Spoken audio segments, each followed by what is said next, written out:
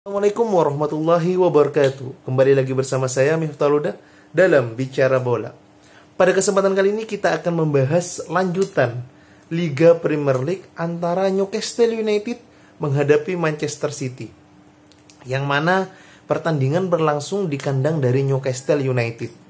Sebelumnya Manchester City sudah dipastikan menjadi juara Liga Premier League karena pesaing terdekat mereka, Manchester United, tidak mampu untuk meraih kemenangan saat melawan Leicester City dan Liverpool.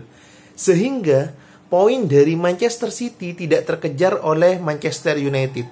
Maka dari itu sudah dipastikan bahwa Manchester City merengkuh gelar juara Premier League musim 2020-2021. Oh ya, sebelumnya mohon maaf, ini untuk pertama kalinya syuting di kampung halaman, jadi tidak ada persiapan, tidak ada tripod, tidak ada kesiapan dalam bentuk vlog kali ini, sehingga ini ala kadarnya, dan mungkin ini uploadnya pun tidak di saat ini pula, akan tetapi mungkin di akhir pekan karena keterbatasan sinyal di kampung halaman, karena sekarang masih suasana lebaran, jadi masih pulang kampung untuk menikmati Lebaran bersama keluarga. Maka dari itu, untuk para penonton YouTube channel Miftah Huda, mohon maaf untuk tayangan vlog atau review pertandingan antara Manchester City melawan Newcastle United seperti ini ala kadarnya.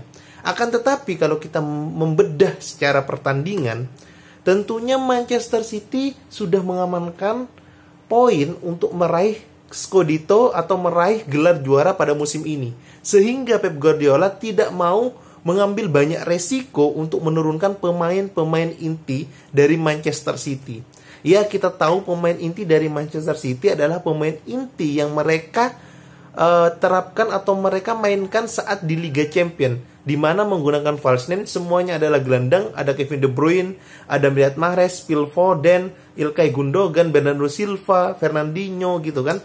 Akan tetapi tadi malam Manchester City menurunkan beberapa pemain pelapis. Bahkan ada debut pertamanya dari seorang pemain tersebut. Sebut saja di situ ada Scott Carson, pemain kiper ketiga dari Manchester City, diturunkan menjadi starter line up. Terus ada duet yang tidak pernah dimainkan di lini pertahanan, yaitu Nathan Ake dan Garcia.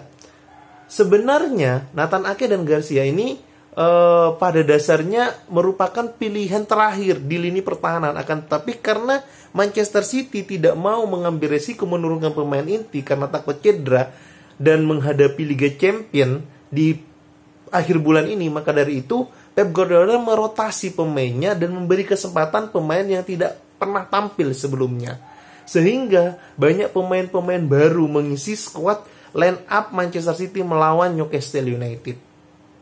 Selain itu, Manchester City dihuni oleh pemain tengah mereka yang mana ada di skuad utama, sebut saja Ilkay Gundogan dan Bernardo Silva, sehingga ini memungkinkan untuk Manchester City di lini tengahnya agak sedikit untuk membangun serangannya agak lebih mudah, dan terbukti ini merupakan kunci bagi Manchester City di pertandingan kali ini karena tidak didapatkan ketika pertandingan melawan Chelsea. Karena saat melawan Chelsea, lini tengah mereka itu dihuni oleh pemain-pemain yang bukan nalurinya seorang gelandang, sehingga tidak ada suplai bola untuk ke depan. Sehingga dalam pertandingan tadi malam, itu pertandingan sangat bagus dan sangat dikuasai oleh Manchester City. Karena sekali lagi, Manchester City mampu untuk memberikan pembeda, mampu untuk memberikan suatu momen kepada para pemainnya untuk berkreasi, terutama di lini tengah dan lini depan mereka. Sehingga permainan mengalir begitu cepat. Akan tetapi ada beberapa catatan yang penting untuk Manchester City di pertandingan melawan Newcastle. Kenapa? Karena beberapa pertandingan terakhir pemain ini sudah malang melintang membuat kesalahan. Sebut saja di situ Raheem Sterling di pertandingan Newcastle United melawan Manchester City itu banyak sekali kehilangan bola, bahkan passingnya pun banyak yang gagal. dribblingnya pun banyak yang gagal. Entah apa yang terjadi pada Raheem Sterling, tapi underperform Raheem Sterling sudah banyak pertandingan dia lewati, sehingga tidak menutup kemungkinan untuk Pep Guardiola menaruh dia di bangku cadangan. Jadi tidak heran ketika Pep Guardiola menaruh dia di bangku cadangan dan memainkan Phil Foden di lini sayapnya, sehingga tidak menutup kemungkinan Raheem Sterling akan lebih sulit untuk mendapatkan tempat utama di musim depan maupun di final Liga Champions nantinya. Nah, kalau bicara lini tengah, tentunya Ilkay Gundogan dan Bernardo Silva memegang peran penting di sini. Tak terkecuali Rodri, karena Rodri itu memutus pertahanan lawan yang yang notabene memiliki kecepatan dan kelincahan, karena Newcastle United itu mengandalkan counter attack di situ. Nah, terlebih lagi pemain-pemain dari Manchester City, lini belakangnya yang seperti sebutkan tadi di awal, ini baru perpaduan awal antara Nathan Ake dan Garcia. Sehingga Eric Garcia dan Nathan Ake ini sebenarnya pemain yang bagus, masih muda, dan memiliki kemampuan untuk bertahan yang komplit. Akan tetapi karena minimnya perpaduan dari mereka dan minimnya menit bermain, sehingga terkesan agak sedikit buru-buru. Ditambah lagi beberapa kesalahan yang dibuat oleh Nathan Ake mengakibatkan penalti, dan kesalahan dari Kyle Walker yang menyebabkan juga penalti. Jadi praktis 4-3 atau skor 4-3 dari pertandingan tadi malam itu adalah 2 kesalahan dari lini pertahanan. Ini yang patut dikoreksi oleh Pep Guardiola dan patut dicatat oleh Pep Guardiola bahwa pemain-pemain di lini belakang masih melakukan kesalahan, sehingga Pep Guardiola harusnya bisa mengantisipasi di pertandingan-pertandingan yang akan datang. Kredit catatan kepada Raheem Sterling dan lini belakang. Untuk Scott Carson,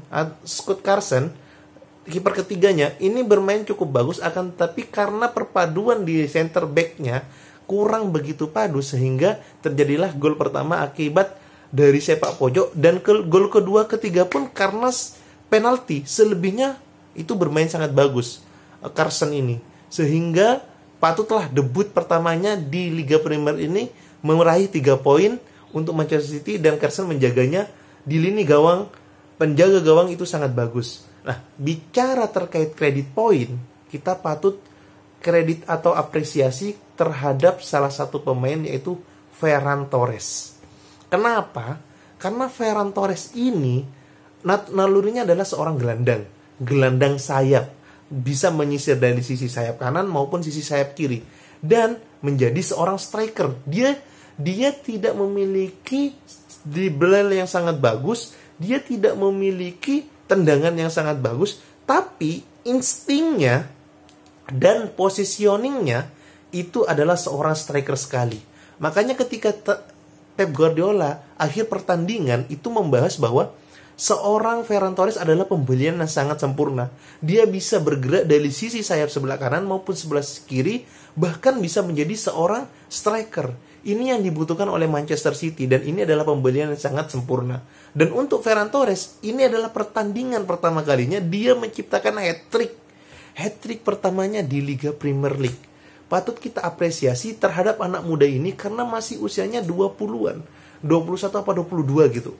Jadi patut diasah kembali untuk dribblenya, untuk pengambilan keputusan dalam shooting dan passing ataupun dribbling, itu patut kita asah lagi dari Manchester City. Tapi seorang insting goal getternya itu sudah didapatkan oleh Ferran Torres. Makanya Pep Guardiola menambahkan bahwa mungkin di musim ini, di musim depan, Pep Guardiola akan membeli striker ataupun tidak, karena dia masih memiliki seorang anak muda yang memiliki insting untuk mencetak gol, yaitu Ferran Torres.